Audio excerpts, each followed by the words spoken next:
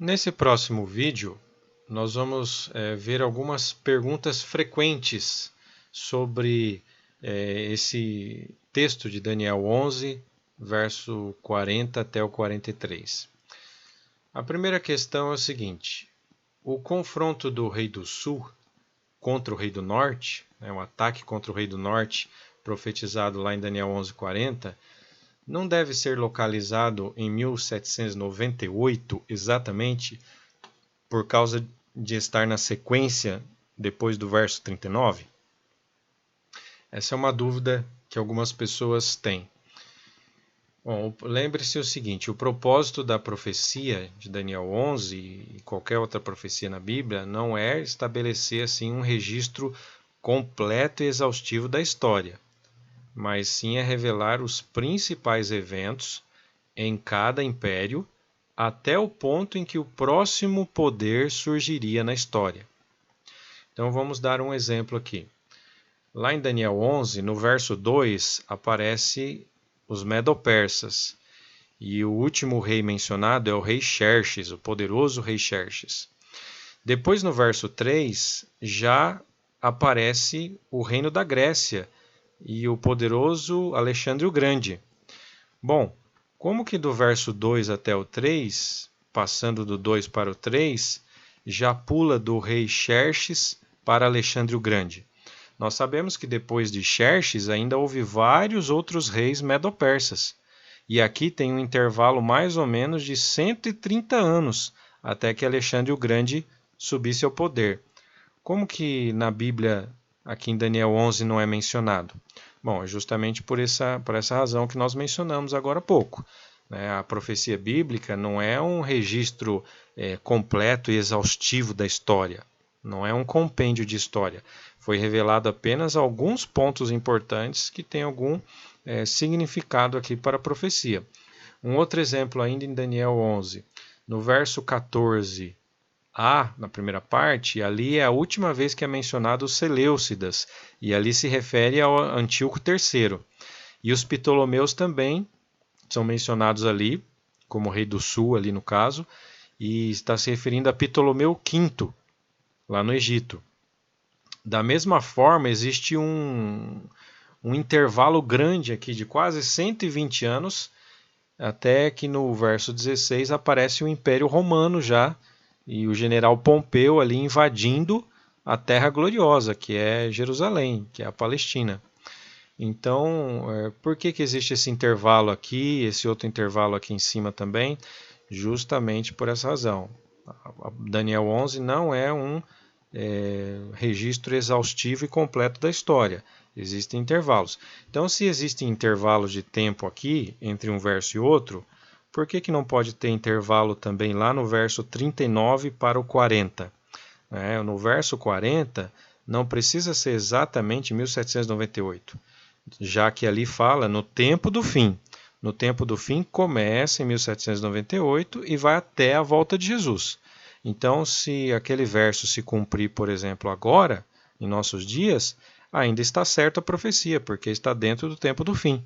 Não precisa necessariamente ser 1798. O segundo ponto, segunda dúvida. Uma invasão militar no Oriente Médio não seria um evento ligado à interpretação dispensacionalista? Essa é uma boa pergunta. Bom, vamos lembrar o seguinte, vamos fazer a diferença. Existe na Bíblia a profecia clássica, que são os vários tipos de profecias que tem na Bíblia, autores, livros proféticos. Nessa profecia clássica, a característica dela é que ela depende da resposta humana, ou seja, ela é condicional à resposta humana, no contexto da aliança de Deus com Israel. Então, quando Deus faz uma profecia ali do tipo clássica, depende da resposta dos seus ouvintes, depende da resposta dos judeus da época e depende da resposta nossa também, da igreja atual, da igreja de Deus. Agora, quando se trata de uma profecia apocalíptica, então, profecia apocalíptica é que fala do tempo do fim. Essa profecia, encontrada normalmente em Daniel e Apocalipse, mas também em alguns outros pontos da Bíblia, Daniel e Apocalipse principalmente, essas profecias elas são incondicionais. Elas não dependem de resposta nenhuma. Então, como nós estamos falando da profecia de Daniel 11, no final ali, dos versos 40 em diante, ali se refere a uma profecia apocalíptica também. Então, ela é incondicional, ela não depende de resposta nenhuma. Então, é diferente acreditar que aquela profecia está falando de uma possível invasão ali no Oriente Médio, uma invasão militar, não significa que nós estejamos aceitando a interpretação dispensacionalista. São duas coisas diferentes. Nós não cremos no dispensacionalismo, né, que coloca todas as profecias clássicas como se tendo que se cumprir lá em Israel, literalmente. Nós não cremos nisso. Mas nós podemos crer que Daniel 11 esteja falando sobre isso, separando as duas coisas, né? Ali se trata de uma profecia, ali uma visão de Daniel para o tempo do fim, e é uma profecia, portanto, incondicional. Não, são dois assuntos diferentes. Com certeza a profecia de Daniel 11, por isso, né? Daniel 11, 40 a 43, é muito diferente dessa interpretação dispensacionalista que tem por aí, que acredita que vai ter uma guerra chamada de Armagedon, uma guerra militar, que eles dão o nome de Armagedon, e que vai ser lá no Oriente Médio, né, na região de Megido, lá em Israel. Então nós não cremos nisso. Armagedon é outra coisa, tem a ver com uma guerra espiritual, e são coisas totalmente diferentes. Então, crer em Daniel 11, 40 a 43 ali é uma coisa, ali é profecia incondicional, apocalíptica para o tempo do fim, não tem nada a ver com dispensacionalismo. Terceira dúvida, essa guerra no Oriente Médio será a Terceira Guerra Mundial? Essa é uma pergunta que a gente recebe muitas vezes. Bom, olha, o Papa Francisco já deu a deixa aí, né?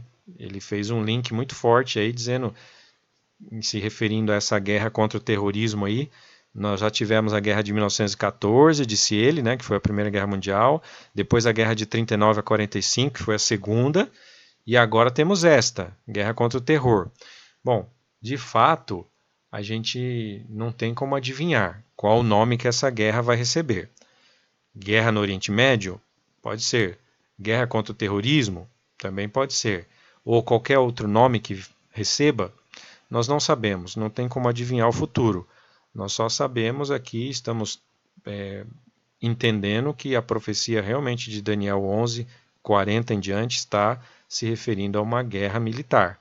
Mas o nome que ela vai receber a gente não tem como adivinhar. Quarto ponto. Mudar a convicção sobre Daniel 11, 40 a 43 não traz insegurança em relação ao que já aceitamos como verdade? Bom, essa é uma pergunta importante também. Toda mudança na vida provoca dor e insegurança, porque nos tira da zona de conforto. Isso é uma realidade. Agora, a realidade também é que sem mudança não existe crescimento.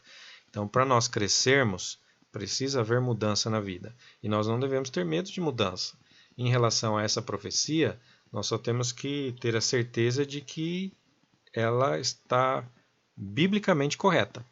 E eu vou dar dois exemplos aqui de casos de personagens bíblicos e históricos, né, que fizeram mudanças na sua vida. Pedro, por exemplo, o apóstolo Pedro, lá em Atos capítulo 10, está relatada essa história, ele mudou a convicção dele quando ele compreendeu ali, depois da visão que Deus deu para ele, do lençol, daqueles animais todos, ele compreendeu que a ideia rabínica que havia na época dele de contaminação por associação, é a palavra koinós no grego, né, traduzido ali nesse texto aqui por comum. Então, ali Pedro disse assim, ele se assustou e falou, Senhor, como eu posso comer esses animais? Eu não como nada comum. Então a palavra comum ali é koinós, e tem essa conotação aqui. Se refere a essa ideia rabínica, que veio dos rabinos, de contaminação por associação. Então, quando ele percebeu que isso aqui não vinha de Deus, né, isso eles aplicavam justamente na associação que eles tinham dos judeus com os gentios. Eles não podiam se misturar, não podiam conviver juntos, não podiam nem frequentar a casa um do outro. Quando eles perceberam que Pedro percebeu que isso não vinha de Deus, ele mudou a convicção dele. E aí ele foi lá e entrou na casa de Cornélio, que era um gentil, né? E ele deixou a convicção dele de lado. Outro exemplo aqui histórico é Martim Lutero. Martim Lutero, todos nós sabemos que ele mudou a sua convicção depois de compreender que a salvação é pela graça mediante a fé e não por obras ou penitências. Então ele teve uma mudança radical de convicção e isso foi para melhor. Então não devemos ter medo de mudanças, apenas ter a certeza de que essas mudanças realmente são por fatores realmente bíblicos, né? Temos a certeza do que a Bíblia fala. Número 5. Como poderia o islamismo se aproximar de Roma após atacá-lo? Nós sabemos pela profecia que vai haver uma união mundial, uma união política religiosa. Como é que o islamismo vai poder se aproximar da Igreja Romana se por acaso vier atacá-lo agora? Então essa é uma pergunta interessante porque aqui envolve interpretação de palavras, de termos. Veja só, o rei do sul, em Daniel 11, 40 a 43, não é o islamismo como um todo. Assim como o rei do norte, também ali, não é o cristianismo como um todo. Então, ali na profecia é bem específico. O rei do norte é Roma papal. E o rei do sul, nós estamos colocando a possibilidade aqui de ser o Estado Islâmico. Por quê? Porque é o herdeiro aí do califado sunita, lá, abássida, né? Da época das cruzadas. Então, o rei do sul não é o islamismo como um todo. Então, isso explica muita coisa. Não podemos sair por aí dizendo que o rei do sul é o islamismo. Não é. É uma parte, uma fração do islamismo, que no caso aqui é um califado que tem uma interpretação bem radical do sunismo, né, e que se proclamou aí como um califado agora nos últimos dias, né, nos últimos anos. Uma outra evidência disso que nós estamos falando está justamente aqui, olha. Essas matérias, por exemplo, essa aqui diz o Papa e o grande imã Ahmed Al-Tayeb, eles fazem uma reunião histórica no Vaticano. Quem é esse líder aqui islâmico? Ele é um grande líder ali da mesquita Al-Aqsa, no Cairo, e é justamente do Islã sunita. Ele é uma das maiores autoridades do Islã sunita no mundo. E agora fizeram um encontro aí, ele teve um encontro com o Papa Francisco para justamente encerrar as tensões que existiam aí entre essas duas instituições importantes. E já tiveram outros encontros, né? Tiveram aí, por exemplo, um gesto histórico de aproximação de religiões, assinando um documento muito importante de promovendo a paz mundial, o convívio, fraternidade humana. Então, os dois líderes aí da Igreja Romana e dos sunitas mais moderados aí, digamos assim. Então, realmente, o islamismo vai poder se aproximar da Igreja Romana caso o califado do Estado Islâmico, que é uma interpretação bem radical do sunismo, caso eles ataquem o Vaticano ou ataquem Roma Papal de alguma forma, então, logicamente, o restante do Islã vai acabar se solidarizando com Roma Papal sem nenhum problema. Então, a profecia fica aberta para se cumprir de toda forma. E por último, imaginar um possível cenário de guerra. Isso não provoca medo? Não dá medo do futuro? Isso não pode bloquear a nossa convicção? Bom, aqui eu termino com uma das profecias mais bonitas do Apocalipse.